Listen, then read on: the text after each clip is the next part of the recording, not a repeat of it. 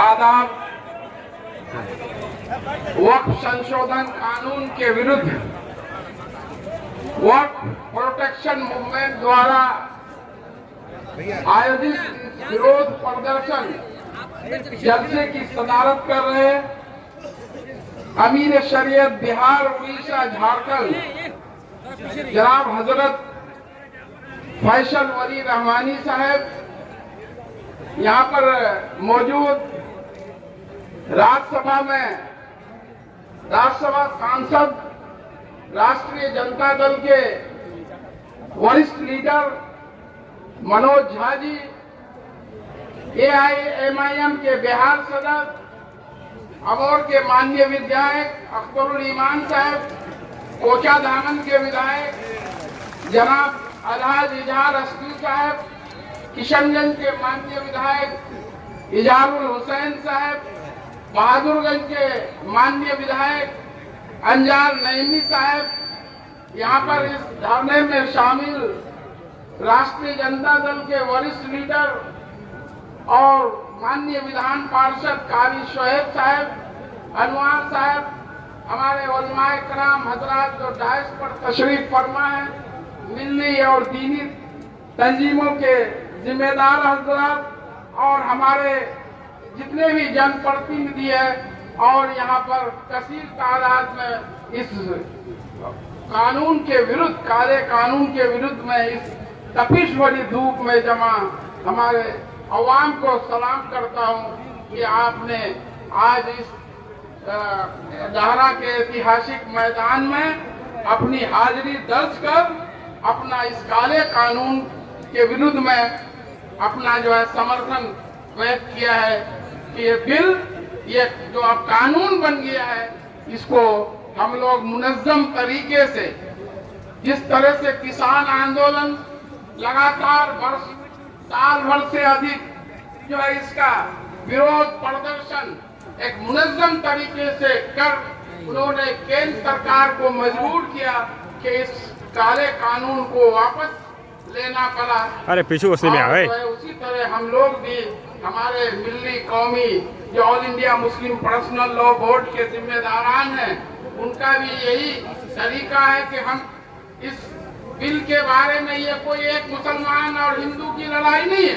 जिन लोगों ने ये कानून लाया है उसकी कोशिश यही है कि इस मुल्क में तो कम्युनिटी में इसी तरह हिंदू मुस्लिम करके लोगों को सड़क पर लाए और अपनी हुकूमत करें। आज इस बिल के खिलाफ पार्लियामेंट में 232 सांसदों ने वोट डाला। 24 सांसद हमारे मुसलमान थे। राज्यसभा में 93 सांसद थे, दर्जन भर सांसद भी मुसलमान नहीं थे। इस कानून के खिलाफ सुप्रीम कोर्ट में जो अपनी मजबूत दलील देने का काम किया, चाहे कपिल सिब्बल साहब हो, राजीव धवन साहब हो, मनु सिंघवी साहब हो, सीयू सिंह जी हो, सब हमारे जो है गैर मुस्लिम थे। और इस जो कानून के विरुद्ध जो जितने 73 याचिकाएं दायर हुई है, उसकी सुनवाई जो कर रहे थे chief justice Sanjeev Khanna, justice Sanjay Kumar, justice PV Swaminathan, ये तीनों के तीनों गैर मुस्लिम हिंदू थे। इसलिए कोई भी इस तहरीक को, इस आंदोलन को हिंदू मुसलमान बनाने की आपकी विरोधियों की कोशिश होगी, उसके झांके में नहीं आएगा। आपके साथ पूरे हिंदुस्तान का हिंदू, मुस्लिम, सिख, ईसाई जो संविधान पर विश्वास करता है, आपके साथ है। ये संविधान की लड़ाई है। इस कानून का संविधान है। आर्टिकल 14, आर्टिकल 25, आर्टिकल 26 का उल्लंघन किया गया है।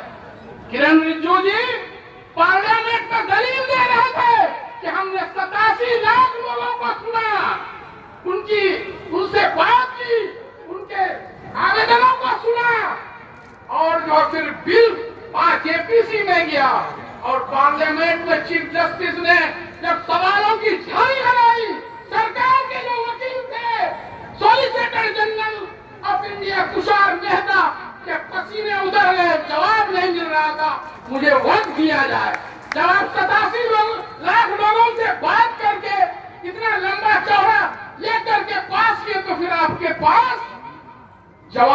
नहीं था। 24 घंटे का वक्त दिया, उस पर भी जवाब नहीं था। फिर 1 हफ्ते का जवाब है, उसको ये 1 साल का भी वक्त मिलेगा, उसके पास जवाब नहीं है, क्योंकि ये गैर संवैधानिक है, संविधान के विरुद्ध है। और इस बिल में कपिल सिब्बल साहब बता रहे थे कि जब ओरिजिनल बिल लोकसभा में पेश किया गया तो protection of ancient monument act, preservation and protection of ancient monument act, ये उस बिल में नहीं था। जब गलत कॉपी आया है उसमें वो भी जोड़ा है जिसके तहत हमारे पुराने जितने भी, जिसमें दिल्ली की जामा मस्जिद भी आती है, तो पुराने एंशिएंट मॉन्यूमेंट है जो हेरिटेज के तौर पर उसको आर्कियोलॉजिकल सर्वे ऑफ इंडिया उसको जो है रख रखाव करता है, वो वक्त की संपत्ति नहीं रहेगी। ये गंभीर बात है। ये लोग बोलते हैं कि हमने वक्त को बर्बादी से बचाने का काम किया। आपने फिर इस कानून में लिमिटेशन एक्ट लाया है कि 12 साल तक वक्त की जमीन पर कोई कब्जा होगा, उसको आप वैध ठहराने जा रहे हैं। आपकी नीयत सही होती तो सारे वक्त प्रॉपर्टी को पब्लिक प्रॉपर्टी घोषित करते हुए सभी कब्जाधारियों से बिना नोटिस के मुक्त करके, आपके कहने और कथने में बहुत फर्क है। पार्लियामेंट में अमित शाह जी बार बार क्या बोल रहे थे, देश की सबसे बड़ी संसद है, कि इस बिल में कोई हिंदू नहीं रहेगा, कोई नॉन मुस्लिम नहीं रहेगा। और जब पार्लियामेंट में गृह मंत्री झूठ बोल रहा है, आप गजट नोटिफिकेशन देखिए, सेंट्रल वर्क काउंसिल में 21 आदमी में से 2 कम से कम गैर मुस्लिम होगा। उसी तरह राज्यों के वक्फ बोर्ड में 11 में से 2 नॉन मुस्लिम होगा। बोलते कुछ है, करते कुछ है। किरण रिजिजू जी बिल पेश करते हुए क्या कहे, वक्फ बाय यूजर्स को हमने खत्म कर दिया है। आपने क्या खत्म किया है? आप मोदी जी बात करते हैं 1 नेशन 1 लॉ, फिर मुसलमानों के लिए वक्फ का अलग कानून, हिंदू टेम्पल के लिए अलग कानून। आप अगर नीयत सही होगी, सही मायने में आप 1 नेशन 1 लॉ लाना चाहते हैं, तो सबके लिए एक कानून होता, ये अलग अलग कानून नहीं। पिछले दिनों मोदी जी हरियाणा में एक सभा में कह रहे थे कि कांग्रेस द्वारा जो वक्फ अमेंडमेंट एक्ट 2013 लाया गया था, जिसमें वक्फ की जो है बहुत कब्जा, अवैध कब्जा हो गया, उसके लिए हम ये बिल लाए हैं। तो 2013 का जो कानून पास हुआ, आप देख लिए, मनोज झा जी बैठे हुए हैं और सारे लोग हमारे अमीर शरीयत बैठे हुए हैं। उस कानून में बीजेपी का भी समर्थन हासिल था। वो अगर गलत कानून पास करने के लिए आप कांग्रेस को दोष दे रहे हैं, तो आपने फिर सर्वसम्मति से, उस वक्त अटल बिहारी वाजपेयी जी आपके नेता थे, अडवाणी जी थे, शाहनवाज हुसैन साहब लोकसभा में थे, मुख्तार अब्बास नकवी साहब राज्यसभा में थे। आपको जवाब देना होगा। इतनी बड़ी कुर्सी पर बैठकर आप झूठ बोलने का काम करते हैं। कोई बात होगा आप बोलिएगा पाकिस्तान चले जाइए, आपके बाप का मुल्क है। जब मजहब के नाम पर,